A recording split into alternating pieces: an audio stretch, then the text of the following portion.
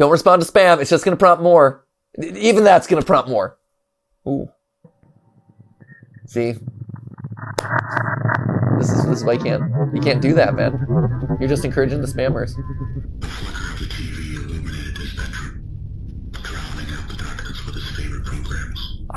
Oh, wow.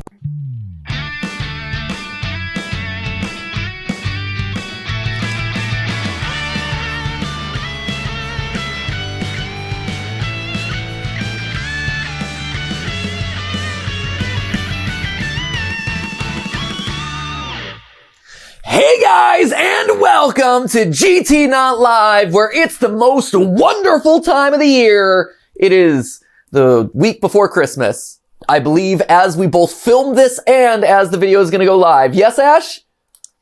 Yep. Yes! Awesome! Timely content is timely. I say, except we're reacting to the back half of the Mandela Catalogue, which is from 3 weeks ago. Yep. And we started reacting to it again 3 weeks ago, correct? Yes.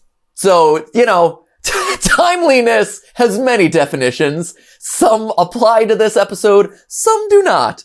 But anyway, with it being the holidays, I am excited. It's definitely chilly in here. We even have the heater in the corner that's blowing on Ash. Yeah, do y'all want to hear it? Oh, that's exactly what they needed. They wanted to hear the heater. Don't you feel warmer already? I like the idea of how people will do videos of Yule logs and the fire, the crackling fire, and you just put the video of the crackling fire on the TV for 12 hours straight on Christmas Day or whatever, just because you want something on the TV that isn't A Christmas Story or football. And so that's the thing. But in this modern day and age, since, people don't use or have fireplaces, just have one on a space heater going back and forth over and over and over again. Fun fact, by the way, speaking of Christmassy things and coming off of this weekend, actually, and Yule logs, if you have not hopped over, if you have HBO Max, check out Adult Swim's Yule log. I'm going to leave it at that. It is a surprise. It is a secret thing. Only watch it if you are an adult. It's not, it has adult content, not in in certain ways. It's spooky. So it's not scandalous, but it is mature. It's not scandalous. It is mature. Yes. Okay. Yes. And it goes to some dark places. I see. It's a ride. Okay. It's a ride. Let me just say that. We might do a film theory on it. I was surprised. I saw an article that said, check out this video, go in as blind as you can. And I did, and I enjoyed it. Nice. It's weird, but it goes there. Okay, great. Cool.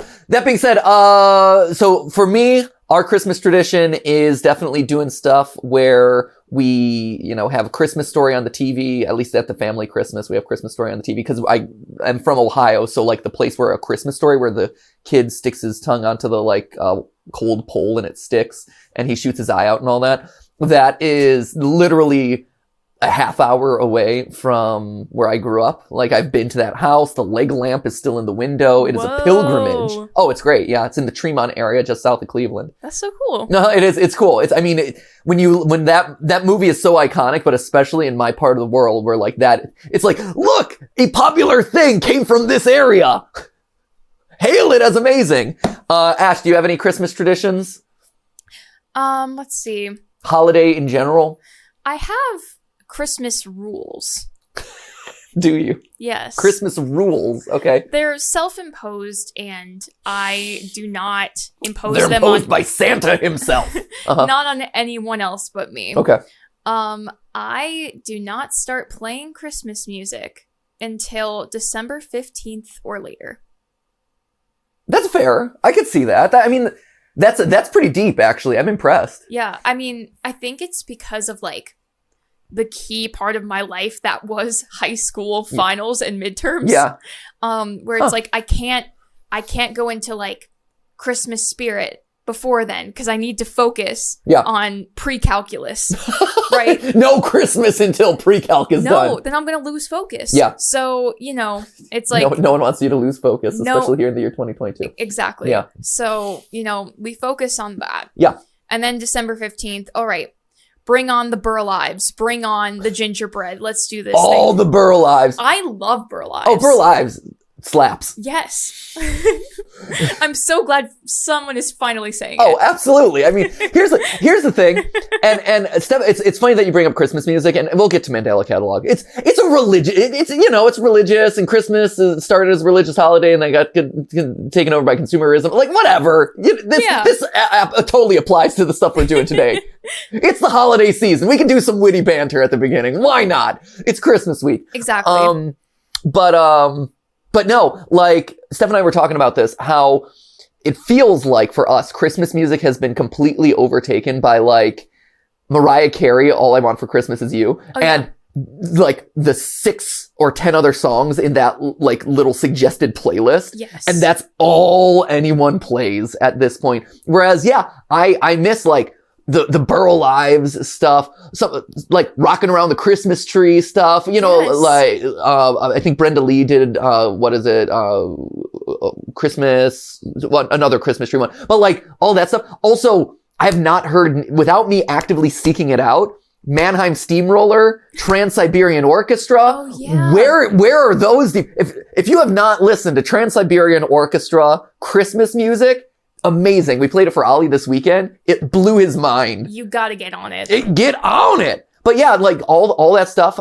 Stephanie had never seen, speaking of Burl Lives, had never seen Frosty the Snowman, the original animated feature. Oh, wow. And so that was a mind blow for her. She's like, they killed Frosty? I'm like, yeah, they killed Frosty. But he comes back. Christmas snow always comes back, Stephanie. We introduced Ollie to Rudolph the Red-Nosed Reindeer, the Rankin and Bass stop motion, like claymation one, which terrifies Stephanie. The style or the movie? she really doesn't like it. Also, which I hadn't watched it in a while, but people yell almost all the time in it, which I understand. Like, she's like, oh, I think that's why I didn't like it when I was growing up, is because everyone's always angry and yelling at each other. Like, they're like, Rudolph, you suck because of your red nose. And then they're like, Hermie, stop wanting to be a dentist. And then they were like, why weren't you at elf practice? Yeah, why are you at elf practice? Yeah, exactly. Right. Just everyone shouting constantly. And so I understand why it's actually a kind of unpleasant experience. And it's also kind of peaky with the audio. And you're like, oh, this isn't the greatest. But Ollie dug it. He's like, this is cool. Yeah, but man, the bangers in that, the most wonderful day of the year might be my favorite Christmas song. Oh my God. Really? Yeah. I mean, it's a great song. Yeah. It's a great, and also that's another one that like has kind of cycled out of pop culture, or like the pop, like, let's play this canon. Yeah. Yeah. I mean, I guess the radio wouldn't play the song that you sing on the Island of Misfit Toys. I guess that's fair. I don't know. Yeah, and they don't play Silver and Gold, but they do play Rudolph the Red-Nosed Reindeer by Burl Ives. Yeah, and Burl Ives is Holly Jolly Christmas. Holly Jolly Christmas, yeah. Mm-hmm. I loved him as a kid. My mom still was like, yeah, you were really into Burl Ives. That's amazing. Like, no one ever figured out why. His voice felt so comforting to me. It's great. The Christmas singers who really like have their like iconic Christmas songs, like those couple of standards, they are so like the tone and tenor of their voices are like so perfectly suited. Right. Like they're warm and they're comforting, and it feels like you're like, again, like you're wrapped in a blanket. And I don't think that's me just associating it with like situations where I've heard them. It's literally the style of their voice so perfectly fit the song itself and like the season.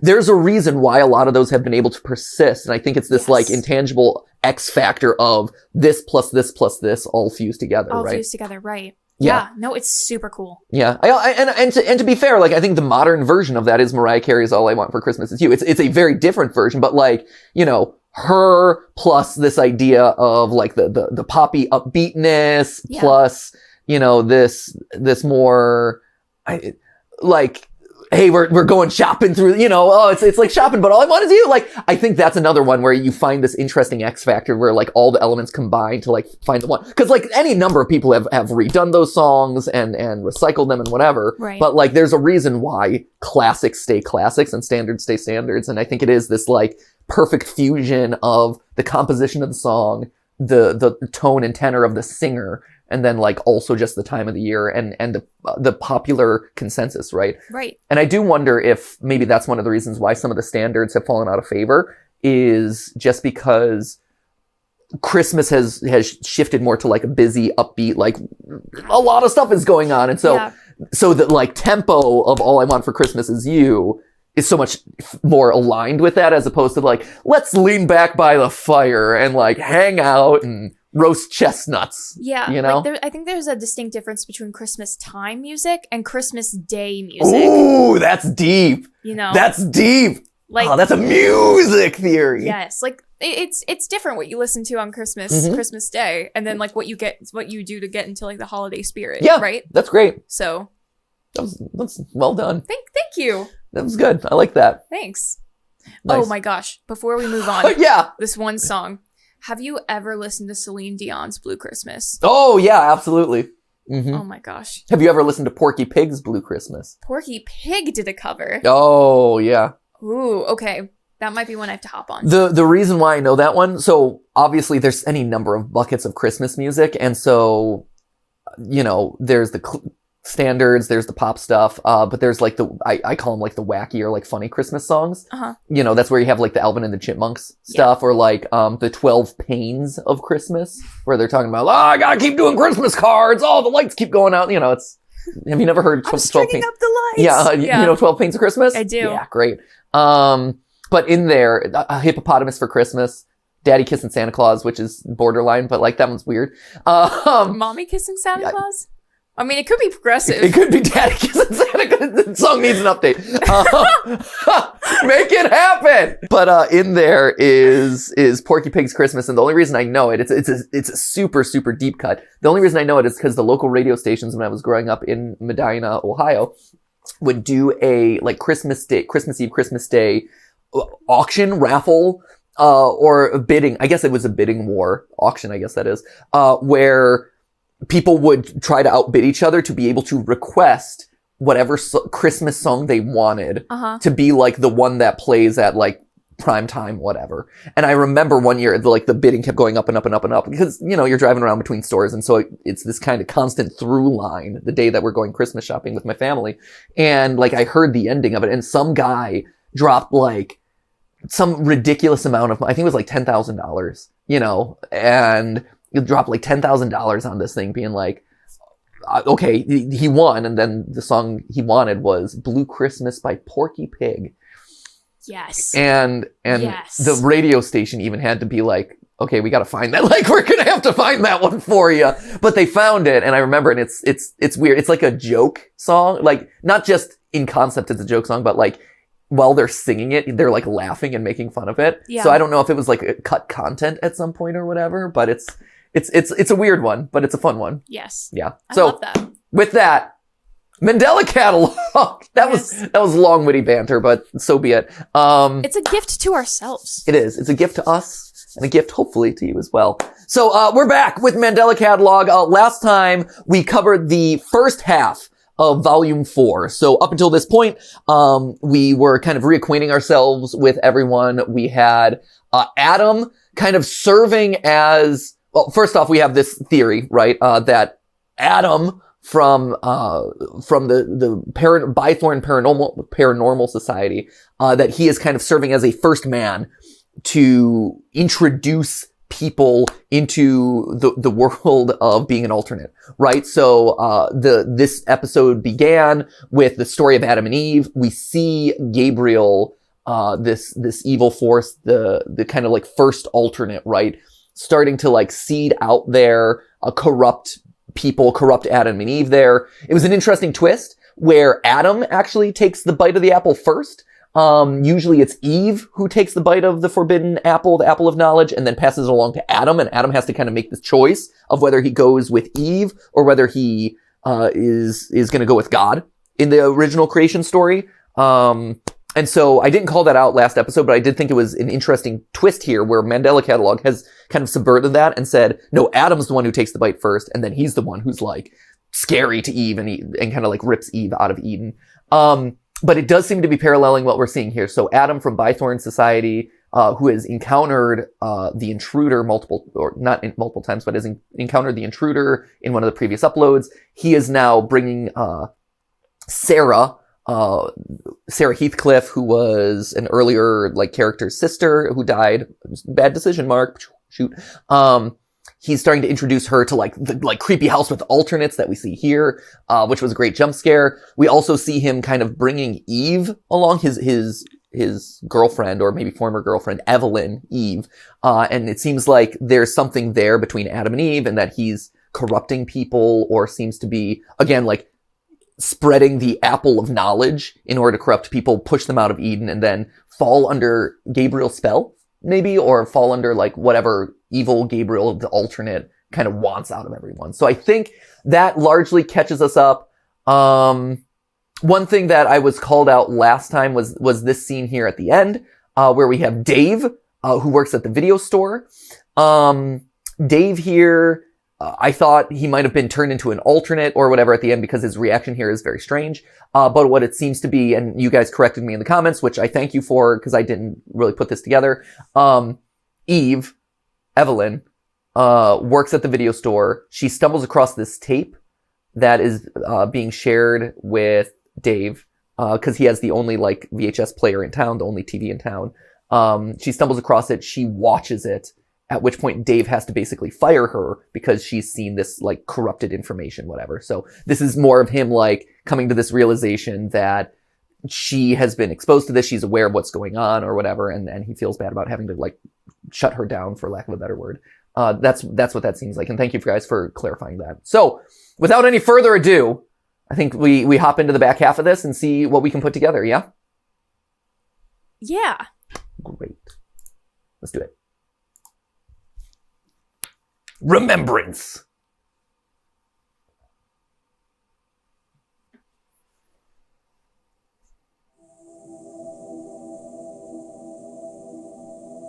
Okay. This is Lieutenant Patrick Davis. Huh. Seems like I made a mistake. Oh, jeez. Everything's clear Turn here off at the strong. station.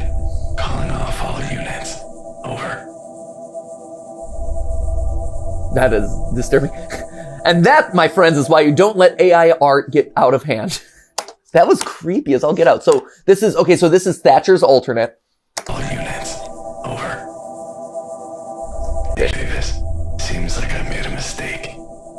Everything's clear here at the station. Calling off all units.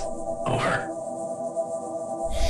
It's awesome. That looks great, by the way. Like, that is so unsettling, and I think that's a really good recreation or interpretation of what the alternates look like. And I love the fact that each version of this series so far, each iteration of it, has shown us different interpretations or looks as far as the alternates. Like in the first one, it was literally just like stick figures in like an infographic diagram. Then last time you had like in almost, it felt like practical effects, or it seemed like practical effects, where he had like the big giant oversized mask on with the stretched out body parts. And now to see it like kind of recreated in this surreal like AI generated face, it's really cool. So anyway, that's Thatcher dismissing the police. So you have the alternate there who's kind of running amok. Okay. Afraid of your own reflection, Lieutenant. Dead or alive, you're no use to these people. A man without a purpose in a world that doesn't need him. A scared boy with a gun in a world that doesn't need him.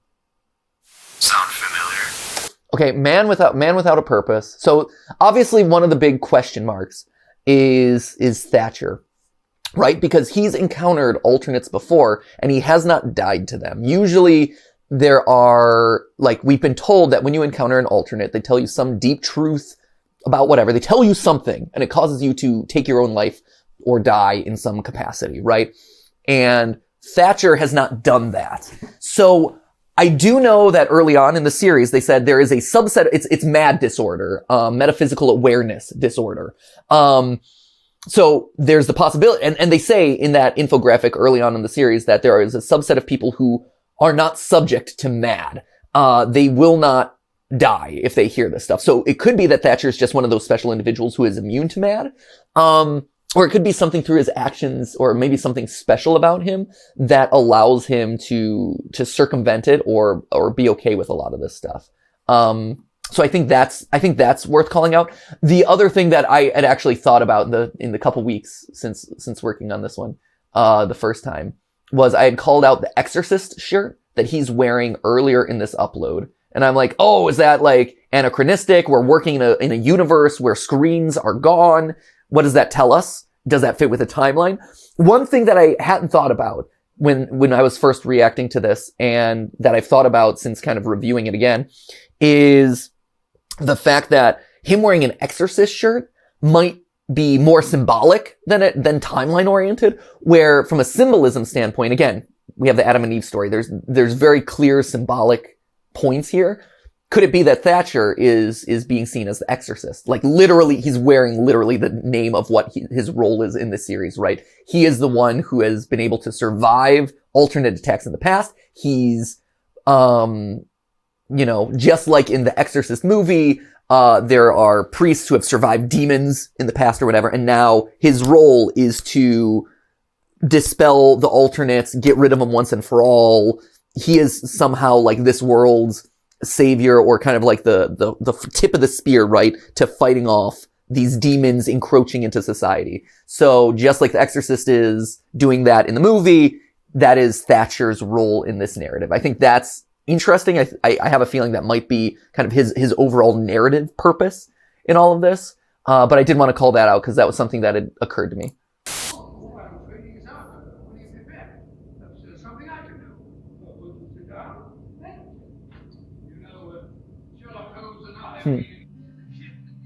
Right, he's clearly a professor of some form. Dear Ruth, I know you can't read this letter, so I guess this is more for my peace of mind. I miss you a lot, man. I like to think that you're watching me somehow, making fun of me while I write you this fucking letter. What is that? Is that a Jack in the Box? Do you know what that box is? Is it just a toy? What is that supposed to be? That's very strange. Yeah, I'm not sure with the... is it one of those, like, you have the, like, wires and the beads that go over them? It does seem to be just, like, a random collection of toys. Fun of me while I write you this fucking letter. But I'm always greeted by that same invasive silence. I keep driving by the house like I'm gonna get over it somehow, you know? Okay, so he's talking about the house where his partner, Ruth Weaver, was killed, taken. But again, where they responded to a call, there was the alternate attack, and I believe that was also the house where Adam's family first reported the disturbance, right? I think. Again, I'm constantly having to refresh myself on everything that's going on in the series, but I believe that that's the case. We're also revisiting the house there. That shot was the one that we saw earlier from 2 years earlier that Adam showed to Sarah. You can tell based on kind of like the arrangement of doors and things like that. So, but it hasn't gotten easier. There's a lot of movies and music that you missed. I wish I could show it to you just one more time. Because the reality is, Ruth, I don't think I'm going to find another friend like you again. And every day it hurts. It hurts so bad. It is interesting how we're starting to shift focus away from... And now you're dead because I was too fucking scared. It's interesting how we're shifting focus away from the alternates, and we're starting to get more of a human story, right? We're starting to really dial in on the characters and their narrative. You deserve better, Weaver. You really did.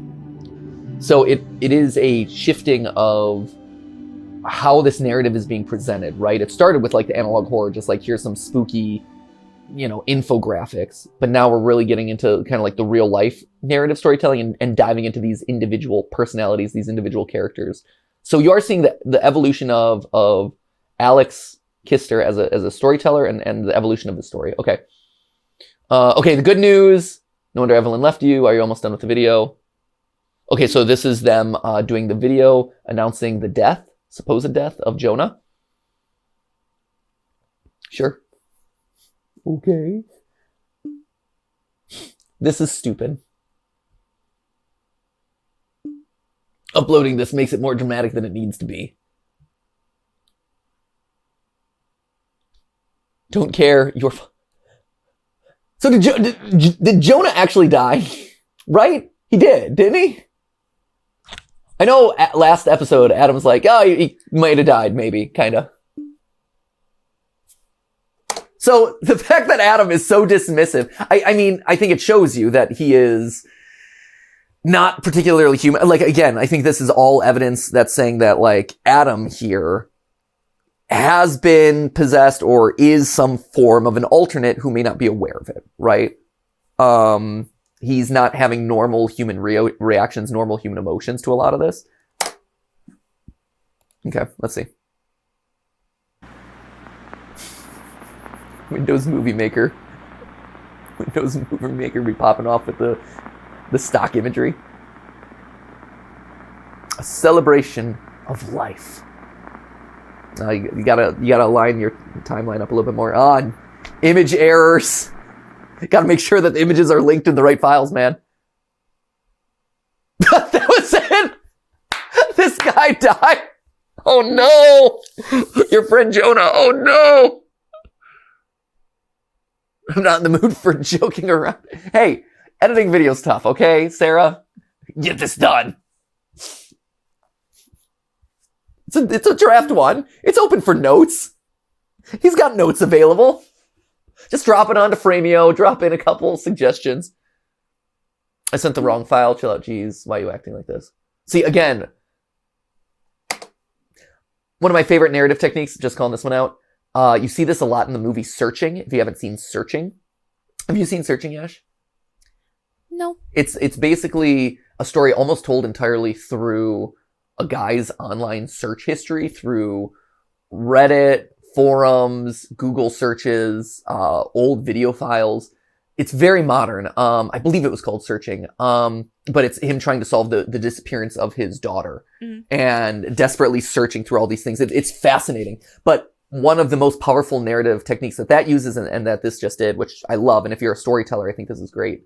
That idea of the things that we write out, but then don't actually say, you know, and because there's so much subtext in the decision to write something and then rephrase it or not send it at all. It tells you a lot about the relationship between them, where they stand with each other, all without having to explicitly lay that stuff out. And so if you're looking to make your writing and creative presentation more solid, more realistic, or just say a lot, like economy of words, right? You don't want to have to overly explain things to an audience. Like that right there is so impactful. So I love that sort of stuff because it tells you so much about who these people are, where they stand with each other. Okay, here's the right file. Draft 2. We've improved it. Draft 1. He exported it a little bit prematurely. Okay, Bythorn Paranormal Society Productions. We announced the passing of Jonah Marshall, a recent member of the remember to rate 5 stars. Yes. Oh, that's so old school YouTube. I love it.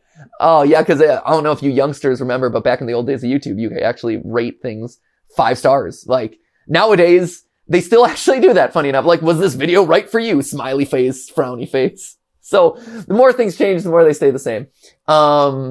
But yeah, and they would give away awards for like, you were the most viewed video on the platform this week and stuff. It was wild. I remember those. Oh, that's so funny.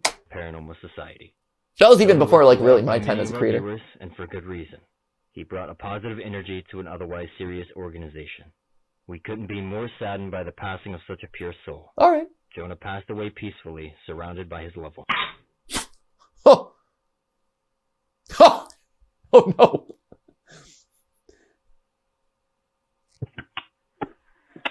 Page 334. Really going... All I know is that So this is the alternate that we saw earlier when they were investigating the cat. Or at least a recreation of him.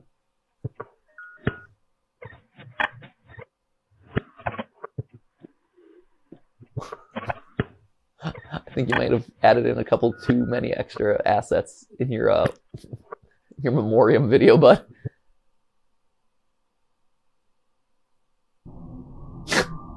I hate when the cropping gets all out of whack.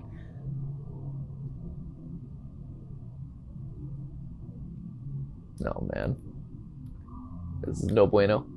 Jonah Edmund Marshall. So, okay, so he definitely died. Or at least they're treating it like he did. Ooh! He was always the nicest guy up until he started the investigations of Jonah. I never believed in that kind of stuff. He always came across as a skeptic, sort of just more surprised than anything. Special There was guest! always something going on with him, but he just never told me. We got into a big fight over it, and he just told me some awful, terrible things that I just wish he had never told me. So, okay, this whole idea of telling people things that they don't know. Forbidden knowledge. Again, we're seeing this repeated theme, and this is for Eve, right? So, just like at the beginning of this episode, Adam tells Eve forbidden knowledge, which ultimately gets her booted out of paradise, right? Booted out of the Garden of Eden. We have Eve saying the same thing, telling me awful things that I didn't want to know.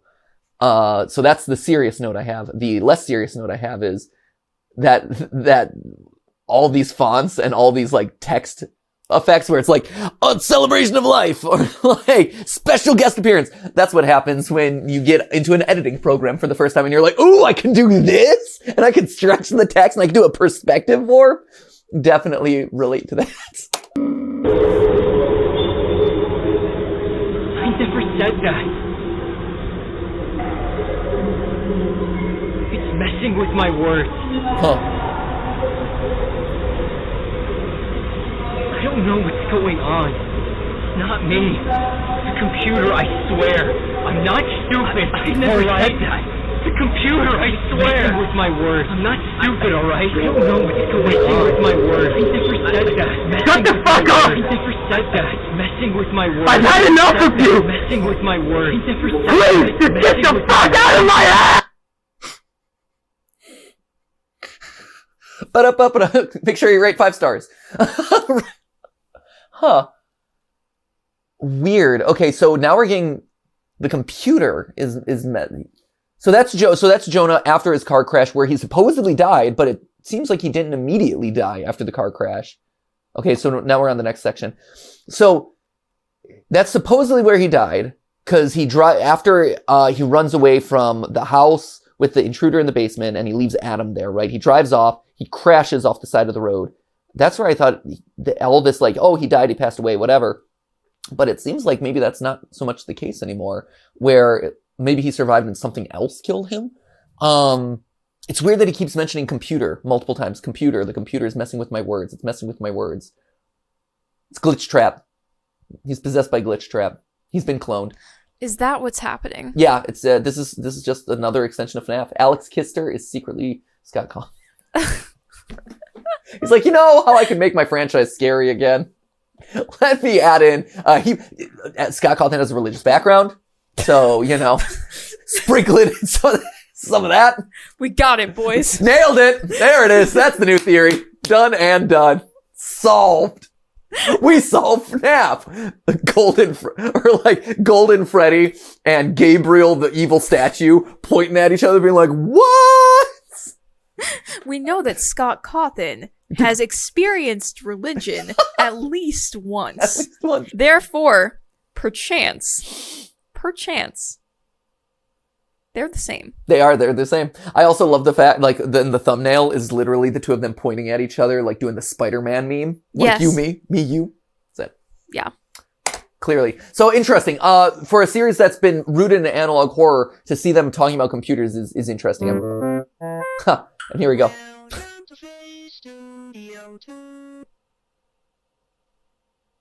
Mandela tech. That jingle feels familiar to me. I don't know why. Really? Yeah. Oh, this is unfortunate. Check the manual for more detailed instructions. Trademark Mandela Tech 2000. Wait, sorry, there was something in the corner. Trademark Mandela Tech 2000. What is that? Huh, that's just a weird asset in the corner. Maybe it was like a logo or something that's been blurred out. It's weird that that's the only part of the frame that's glitched out. Huh. I don't know what that is. Welcome to Face Studio. Wait, there was a glitch there too. Hold on. 2000. Maybe they're just glitches in the trans. Yeah, it seems like it's just kind of like remnants of like cropping and things like that. Welcome Okay. to Face Studio 2, a revolutionary software that can make your face say anything you want at the touch of a button. All we need from you is your personal details and 3 photos of your face, demonstrated on screen now. So Once we have your photos, we will be able to save your facial profile to our database. We will never share your data. Once the upload is complete, you can type in anything that you want your face of choice to say. A new feature with Face Studio 2 is the ability to customize your face. So are the... Oh, okay, so we're already getting into this idea of like... So there are computerized humans? Because the alternates are not computers. Like, they're not computer simulations or like computerized like virtual people or like virtual things that have gotten made into consciousness. They have always been real, right? We know from the beginning of this thing that Gabriel, the first alternate, has been around since the very beginning. And we also know that at one point he sent an alternate on Noah's Ark. And so they've been around for a while. So what is this? Is this explaining the intruder then? Is the intruder like an AI generated person? Huh. This seems like it's adding in a whole nother layer of technology to something that already had some levels of rules around them. So for alternates to have predated, early, like late 90s, early 2000s era computer tech is odd. I'm wondering where this is going. Great. Nailed it. Saved onto Face Studio 2, creating magical She's already possessed by the devil. That evil eye. It's really a wonder that digital technology has come and saved us all. Make sure to spread the word to your family, and technology has come and saved us all. Digital technology has come and saved us all. So there is another underlying theme that I've noticed in a couple of these where, again, at the very, very, very beginning, in the transition between the Garden of Eden stuff and this shot right here where the story begins proper, there's this moment of someone kind of, off screen, just a random voice saying like, oh, digital technology is so much better now. It's so much easier now. So this idea of digital technology saving us or being an alternative to analog is interesting. Like, again, there's another theme here of these dueling things. You have Gabriel versus the intruder. You have Adam versus everyone. You have digital versus analog. I'm not exactly sure how they all fit together or like what pieces map onto what storylines. There's a lot happening here. And I like this series because there's a lot happening here. There's a lot of cool ideas. There's a lot of pieces in play. Where I struggle with it sometimes is seeing how the layers fit together or how the pieces map on to each other and which ones are commenting on which other ones. So we'll see. Make sure to spread the word to your family and friends about the new and improved Face Studio 2. See, this feels like available for free on most personal computers. Feels like an You're initiative by part the of creating alternates. a better reality. Yeah, it feels like an initiative from the alternates to take over people or to simulate people or to serve as like imposters, to be sussy. Have you tried venting? A thriving society of followers of the truth save as a tangled limbs danced around my bedroom. I held my breath and waited for it to stop. Nope. I was too scared to leave. Nope.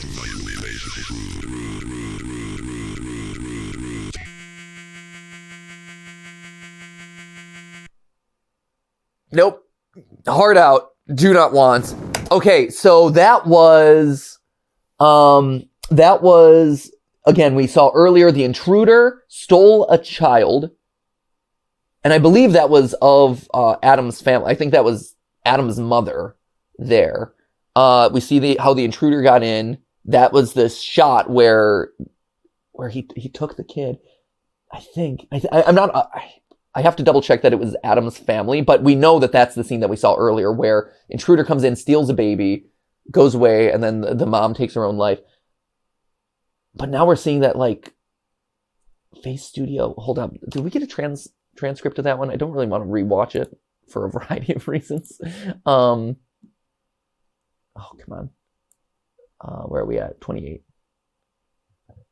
By the way, this transcription feature is phenomenal. I guess until it stops midway. What? Hold on. No. Wait. Why'd you stop there? Is this lore? There are no words after this point, apparently. Here, let's do auto-generating. I guess Maybe that's just wasn't smart. filled out. Yeah, I guess that's all that Alex is like, I'm done. This is a long video. There's a lot of stuff here.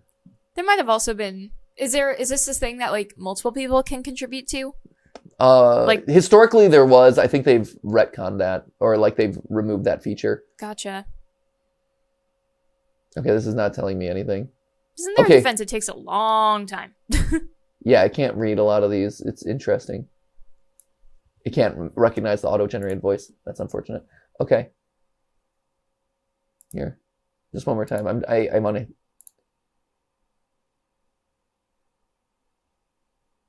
See if I can make it out. This is terrifying. This is the scariest thing. A thriving society of followers of the truth. A mess of tangled limbs danced around my bedroom. I held my breath and waited for it to stop. I was too scared to eliminate my relationship.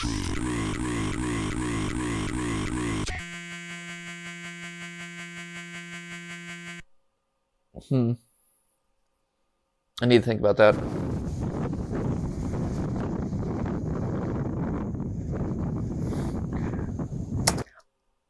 Just gonna say this. I don't, again, like, as this gets more and more real life and real life oriented, I'm assuming a lot of this is just because of production limitations, and so you get this kind of like, this is a Photoshop file, this is a real thing, and you get this kind of like surreality of, and almost like uncanny valley effect of like, here's real things mixed with like obviously like pictures, fake things, whatever.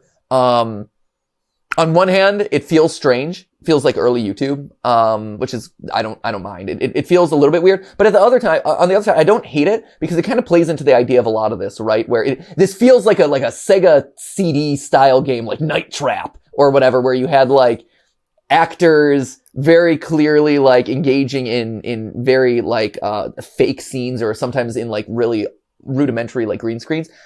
The aesthetic, I think it's probably going to be off-putting for a lot of people. I actually kind of like it because, again, this is a world where everything is kind of like, what's going on? You're uncertain. It feels very superficial in a lot of ways. And so this idea, I don't hate it, but I could see people being turned off by the increased use of like live action. But yeah, it reminds me of those kind of like early day video games where they were trying to incorporate real life actors, which I think is funny.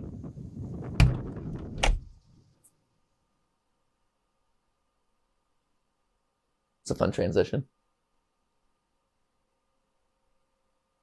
A slow transition, but a fun transition. So this is one of the interesting things to me. The fact that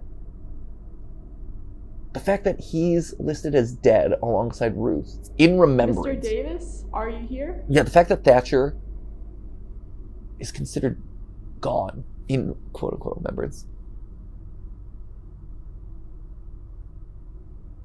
Recruiting, now accepting applications. Okay.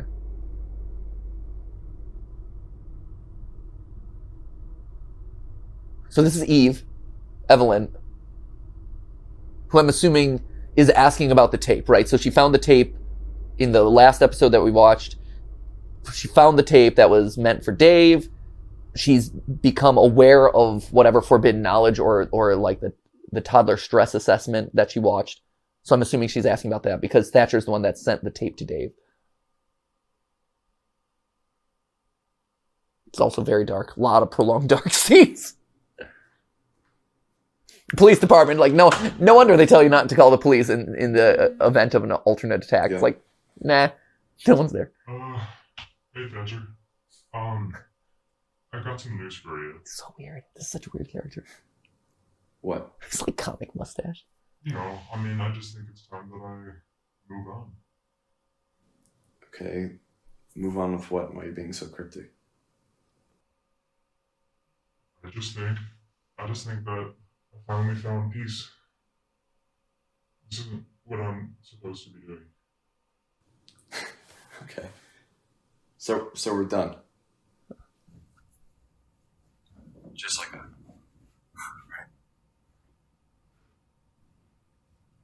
Huh. No, look, man. I don't think you fucking get it. I don't know how to do any of the shit you do for me. How much of that was really worth it, though? If you would have just given up already, maybe you could find peace as well. Think about how much time you've wasted trying to solve these cases. You need to learn how to accept things that you can't change. From 17 years ago, might I add. 17 years ago. Find a new meaning in life, Davis. 17 years ago. So we know the Ruth thing. Wasn't that 2 years ago? Because all this stuff was, I think, roughly 2 years ago. Yeah, because then we have 2 years later where we start having this sort of stuff. We got to track down when Ruth was killed, when Ruth was attacked, and he, because on one hand it's like, oh, this Ruth thing seems like it's recent history, but is that what he's referring to when it says 17 years ago, or is there some like secret in Thatcher's past? I'm not sure. To say that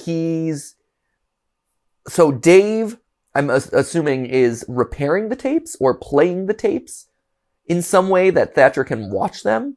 Because when he's like, oh, you can do things that I can't do, the thing that Dave is an expert of is video. He's the video rental guy. He's got the only TV in Wisconsin, et cetera, et cetera. So, like, I wonder if he's helping Thatcher solve this Mark Heathcliff alternate murder case, I guess. And the intruder and all that. So it's interesting that Dave is kind of bowing out now after Evelyn has discovered the truth. Like, why now? Of all times. Malignance! Huh. Right? Why did her seeing the tape change things? Like, why would Dave... Because also, you see Dave covering up the TV, which is very much symbolic of, like, I am turning away from technology. I've been the technology guy. I've been the video guy. I'm covering it up. I'm turning it away. I'm turning over a new leaf. I don't exactly know what about Evelyn seeing the tape? Like, he's ashamed of it? He's worried about the damage that it's causing people? Because that could be it, honestly. Like, he sees that she's now been affected by what she saw on the tape, maybe. And he's like, and that's where you have that moment of like stark realization of like, oh no, what have I done? Mandela's green energy, friendly. Also has incredibly huge cathedrals. Could you unlock the front door, perhaps? You're at the front? Hold up. Could you unlock the... Hey, just got here. Could you unlock the front door, perhaps? You're at the front? Yep. I'm at the front of the building. Perfect. Let me right there. Okay. Stay still. So that's interesting. There's also this meta-narrative going on of Dave turning to religion. So at the beginning, right, Dave's like, I got my video store, and he's talking to his buddy O'Brien, the like Southern country. I played at the church the other day, and I got a standing ovation, and it was awesome. I feel so validated. And Dave's like, and he's like, hey, if your video store ever fails, Dave, I can get you a job. And Dave's like, no, I'm not really a religious guy. And O'Brien's like, okay, let me know. And so now we see him turning to the church, and he's at the church. He's accepted O'Brien's offer. So Evelyn discovering the tape gets Dave to say, I quit, I'm done, and I'm turning to religion now. You know, in broad strokes, right? So what does that mean?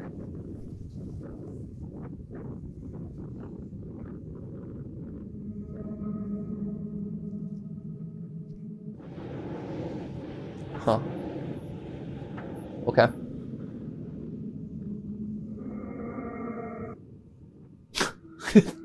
That's alarming.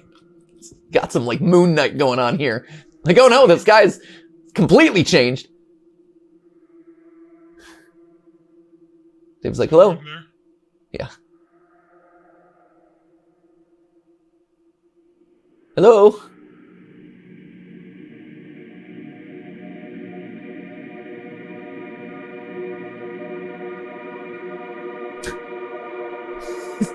He's truly seen God. Wow. All right. Very effective transition into religion. Dave carries. Dave, right? God was like, you know what? This guy, man. This conversion is worth it. He turned away from the beach.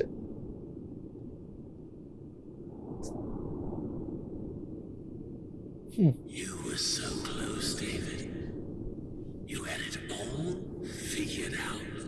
The stage was set for you. The pieces were placed to follow the shepherd. O'Brien? I truly have to. Hold up. So, Gabriel is O'Brien? This whole time? O'Brien was an alternate who's misleading Dave to bring him to religion? Am I reading that? So,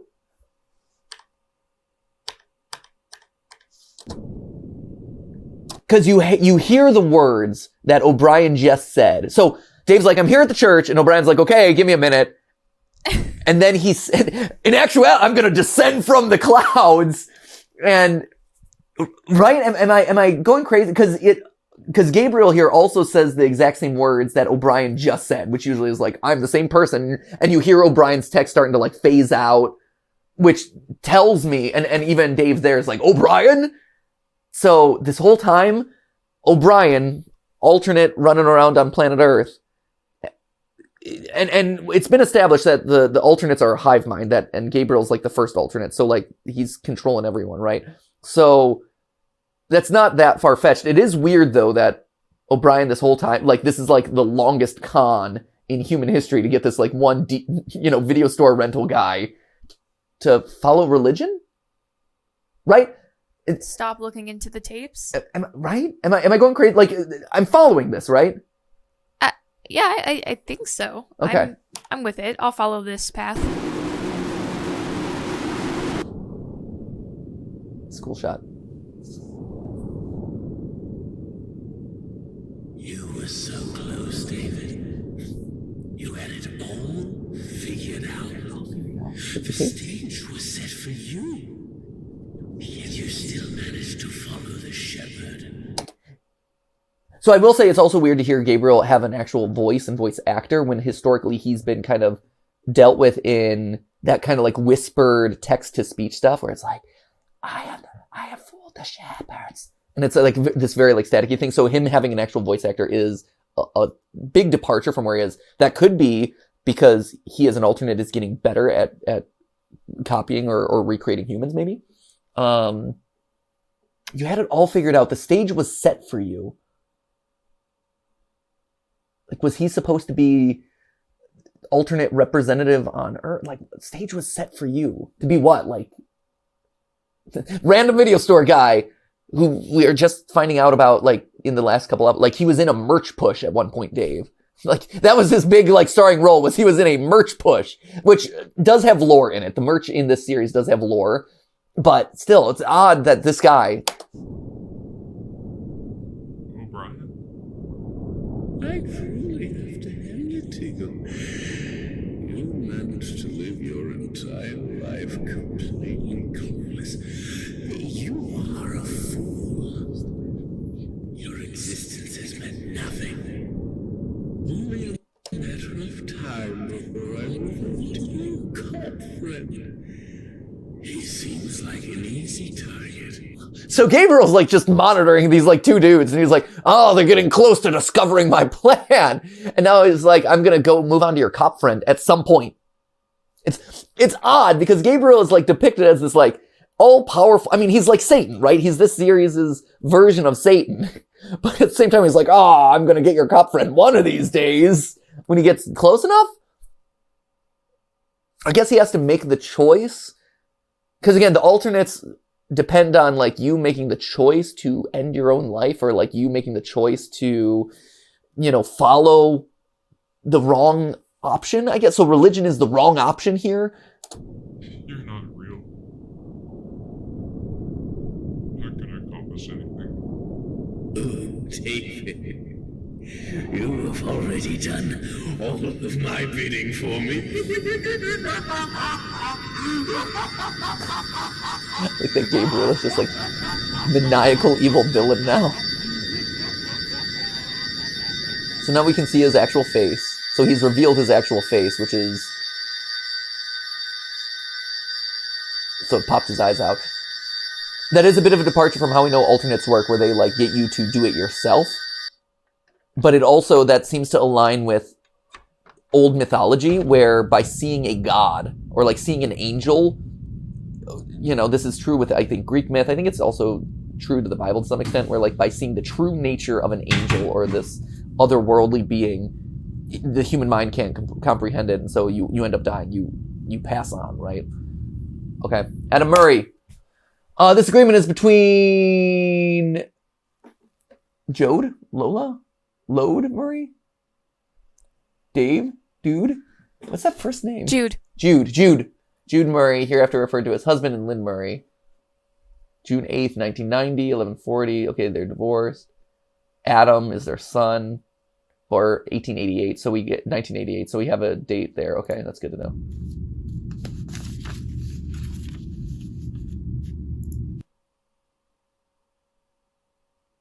Good job scratching it out. I can't make out anything. Usually with scratch outs, you're like, oh, I can figure out something, but yeah, this is... Toddler stress assessment video. Okay, so Eve saw the toddler stress assessment video. That's the one where we see the intruder for one of the first times. Dr. Jack Williamson, this was done when he was age 4. So he was 88, 1992. Dear Lynn and Jude, your son Adam did not react to any audio or visual stimuli during the assessment. It's either lack of basic intellectual capabilities, or B, the result of the recent phenomenon occurring with children his age. So, the intruder coming around, tapping into kids, and then them being, I guess, disaffected or not having emotional affect. If you wish to discuss further, please make a follow-up appointment so we can figure out something. Literally zeros across the board. Okay. So they were not stressed at all. I feel like not being stressed is kind of a good reaction to have. Like, hey, I'm a chill baby. I'm a chill toddler. I'm cool. Let's subject you to an instance where you're just forced to undergo a lot of stress. So this seems like the bite of the apple of knowledge, right? Again, if we're talking in symbolic terms, her learning this, again, she's being exposed to a lot of knowledge. It's been a very long time for lights to go out after flipping that switch. Looks to be a female hand, based on kind of like the sharp, thin, pointy fingernail, but that's also maybe an older hand because you see the skin is a little looser.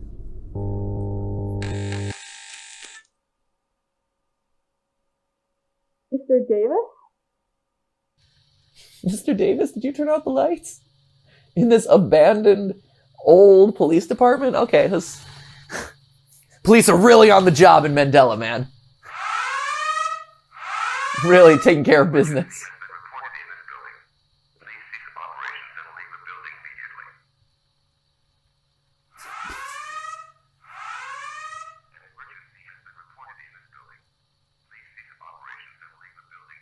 Oh man, Evelyn, no. Get out of there, Evelyn. Go. Get out! Where's it coming? Oh! Sorry. Oh no. Go, just sprint for the exit. Get out of there. I'd be gone so fast. Oh!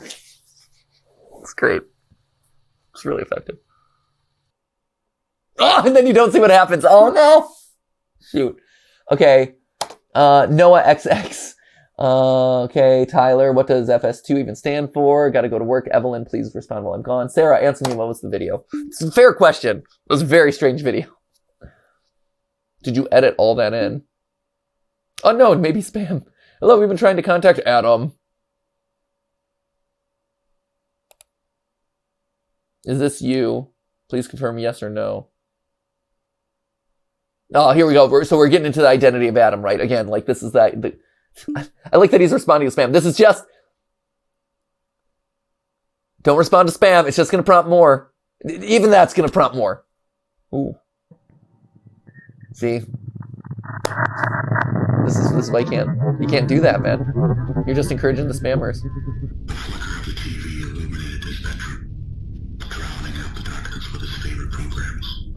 Oh, wow.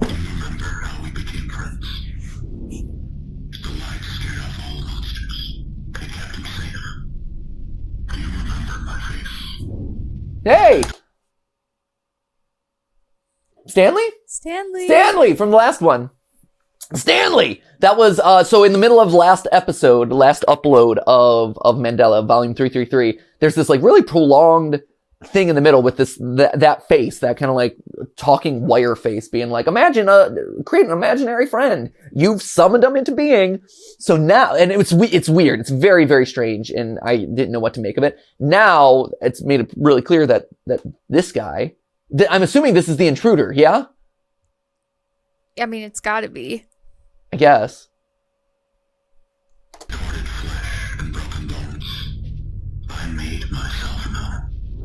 Yep, there it is. So it is him, yeah. So this is the intruder. So Stanley is the intruder, and again, you start to get into like why the series is a little bit tricky is because like this guy, now has like 3 different iterations of himself. Like this is how he looks. He looked like Stanley at one point. He looked like just a normal dude on a TV screen at one point. So here, real quick, let me just hear what he's saying. Do you remember how we became friends? So it's talking about...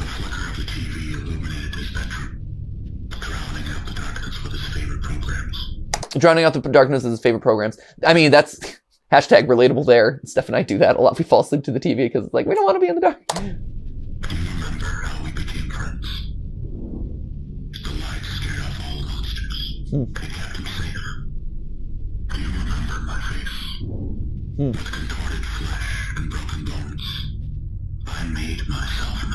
Contorted flesh and broken bones. I made myself known. So he took over another body. He took over a dead body. Like he's formed his own body. Interesting. Do you remember my touch? I cradled him in my arms. My sweet boy. I took him away. See, okay, so the kidnapping. Do you remember that night, Murray? So this is the warning of, hey, watch out, a lot of kids are disappearing in these counties. Which again, we do, okay. When you stare into the mirror, you see the same monsters from your bedroom, don't you? Your skin is not your own. You're not the real... Sarah! I'm kind of busy right now. Adam? Who are you talking to? Put on hold. Sorry, just let it go to answering machine. Hold. I'm kind of in the middle of something right now, Sarah. Sorry. Talking to, my surrogate, weird, evil puppet father. You need to call me back now. I don't know what's going on. I'm not, sorry, I'm really busy. Please don't make me have to worry about you. Hold on for just a couple minutes, okay? Please call me back. Appreciate your concern. Please. No! Oh, I want to talk more about the lore. I was being revealed everything by a strange hooded man. I deceived him. The Mandela Prophet.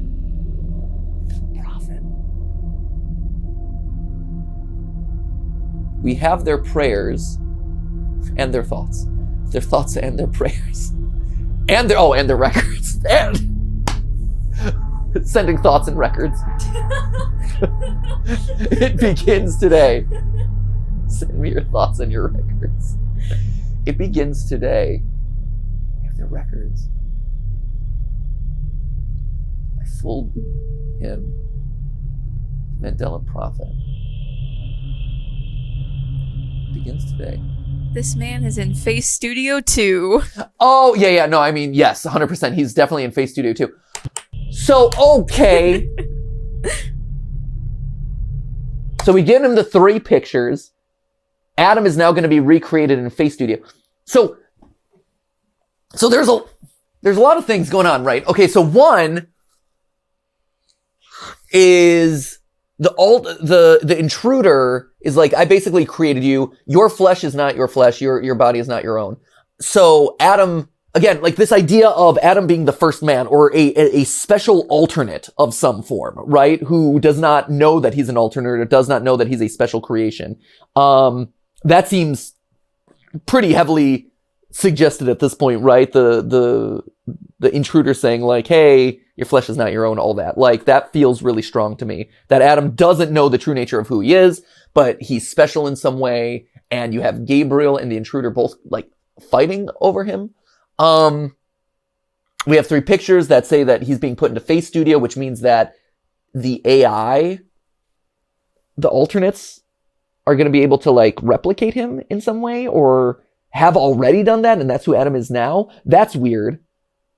We're getting a lot of like, I was made flesh. I was born of a thing. This is Gabriel talking. We've established that red text in the sky is Gabriel talking. Or maybe the person who pulls the strings of Gabriel. So maybe it's Satan himself, right? Like if Gabriel is kind of like the envoy, red text in the sky is truly Satan, or is truly the one in control. We have I deceived him, the Mandela prophet. Is that the intruder? No. To me, it's either got to be the intruder, or it's got to be Dave. Like, think about who is acting as going out and spreading a message, right? Yeah. The intruder is going out and spreading whatever he is to these children out in the world. So that's kind of like prophylaxing, or there's a word for it. I've heard it a couple times. I've never actually said it. But he's acting as a prophet, like going out and spreading something to kids.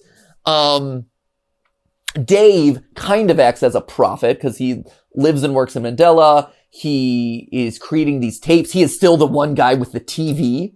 And so him having the TV is in some capacity like spreading, like... Oh, so the deception could be O'Brien. Right, exactly. Yeah, the deception here is I deceived him in the form of O'Brien. Yeah. And he was acting as a prophet because he was making these tapes that are spreading something, or he himself was peddling video. And if video is a dangerous thing in this world or is spreading bad ideas, that could be it as well. So, okay, so I deceived him. We have their prayers. So, literally prayers.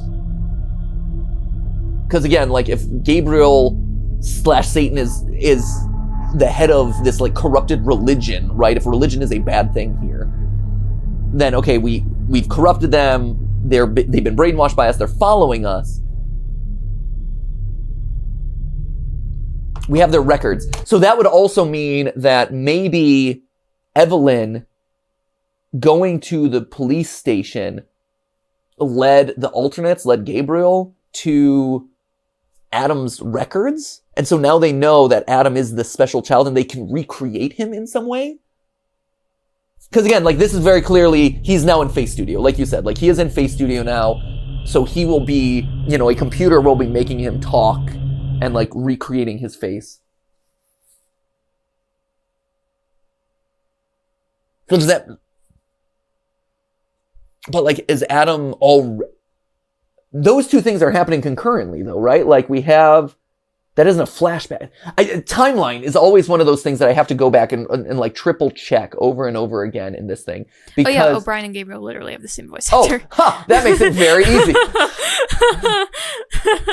I also love that it's Kyle. It's a me, Wario.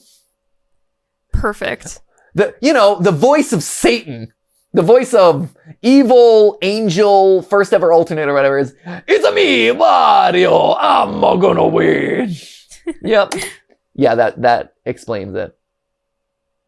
Or at least it's a supporting point. Teenage disaster. Spidey, Explosion. I'm just going to hold on here because sometimes I know in the past that Alex has kind of like seeded out like little teasers at the end or like little images. Spooked Forky is a really wonderful name. Spooked Forky, yeah. Anything? No. Okay. Huh. Interesting.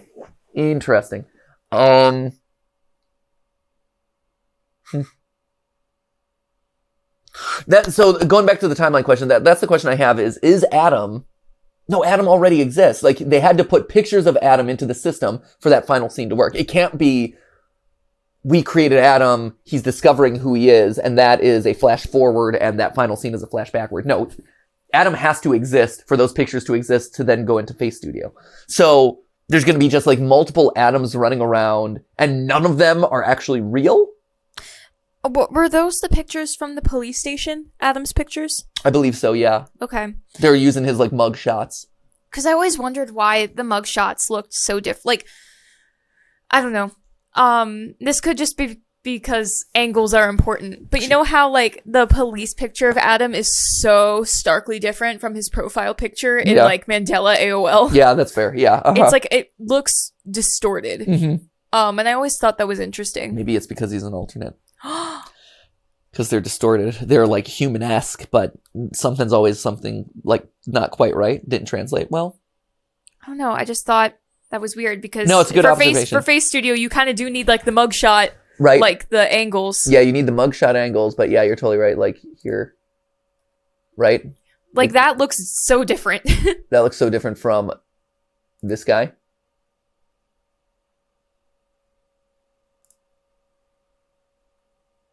It does look stretched. Right? Could also be the high contrast. But yeah. But like the facial structure. Yeah. No, facial structure is different. It's interesting. But yeah, so like, there's a lot that, and again, this one feels like a very interesting inflection point to this series where, unlike the past ones, which have had story elements and live action elements before, this one really leaned into the characters and the live action stuff. So it was a pretty stark departure from where the series started from. I don't hate it. It is different. And I can see it being off-putting for some people. I do like the story that's being told and the mystery that's being told here. I'm really curious about how it all fits together. Because again, I mentioned this earlier in this video, but there's a lot of stuff at play here. There's all the religious stuff, the Adam and Eve stuff. There's the alternates across time. There's analog versus digital. There's now apparently like recreating people digitally in some way. You know, there's so many different ways to doppelgang, I guess, you know, that's a verb, to doppelgang in this universe, right? You have alternates who are being clones of people and assuming the look of people. You have computers that seem to be doing that in some way. These religious figures are able to transform themselves. So there's a lot of there's just a lot of imposter syndrome going on in here. And it's a lot. Then you have Thatcher and he's like, I'm purposeless and I'm trying to figure out all this stuff. So there's just a lot of layers to it. And I think that's one of the reasons why it's really fascinating to me. It's also one of the reasons why it's hard. Like, this is a hard series, and I have a harder time with this one than I would normally expect. This one's tricky. There's a lot at play. But I like it, and I like where it's going, and you can tell that Alex has a vision for what he wants to accomplish with it, which I also really respect and admire. So yeah, there it is. That is Mandela Catalogue Volume 4 in its entirety now. Again, let me know your theories down in the comments below, because this is one that I think is really fascinating to discuss. There's a lot of interesting angles to kind of like chew on. But as far as like what the overall story is and where it's headed, clearly Adam's important. Clearly he is like the figure that everyone's vying over or fighting over for some reason. Now the question is like, why this random kind of jerky kid, just because he was selected as a child by the Intruder at some point and reborn or remade? I think it has to do with the fact that he is something else but doesn't realize what he is.